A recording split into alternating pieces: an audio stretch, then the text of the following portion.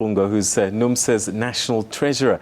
A very good evening to you. Thank you very much for joining us, and welcome to the programme. Yes, good evening. All right, so it's been a few days of strikes. Are they helping your cause?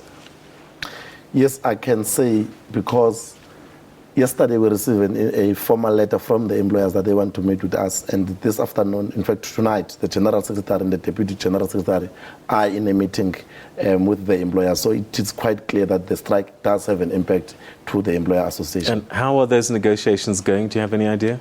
Not at all. What we did as NUMSA, we've got a package. We've submitted a full consolidated package for the employers to consider.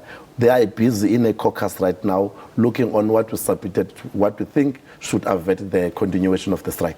All right, so now we've got reports of intimidation taking place in the northwest and parts of Durban, and our reporters even seen NUMSA members wearing NUMSA T-shirts involved in intimidation. What are your thoughts on this? You must be concerned about that. Yes, we were concerned when we received reports from the Employer Association and when we also watched the news. Hence, this morning we assembled a team, our National Legal Department, the sector coordinator in the motor. Even tonight in the meeting, one of the main issues on the table is to deal with the issue of the intimidation. This morning I was addressing workers in Mpumalanga. Employers drove in front of us. They were running through the protesters. And look, that's provocation. We don't appreciate that. We don't like that. But we took a firm decision as a national union that we shall be meeting with the employers, both employer association, that how do we make sure both parties respect the picketing rules that we've signed. NUMSA members, we shall continue to tell them that we must continue to picket and demonstrate peacefully. We don't condone what happened. And we are investigating, because we are getting reports in 9 regions about employers, associations, and some of the employers, and also NUMSA is receiving various... But you'll take action against your members if they're involved in intimidation? Look, we've got a constitution in the organization that regulates how we must conduct ourselves in the organization. Where our members are found that indeed something wrong, we shall invoke the constitution. We've got clear guidelines in the constitution. All right, so look, your employers say that they can only give you 6%. You want double digit. It's a huge jump.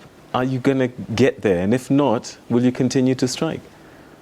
Look, the employers are giving us 9.5, but with a condition that says that if we continue to put demands that are related to maternity leave, night shift allowance, transport, payment of short time, then they will go back to 7.5.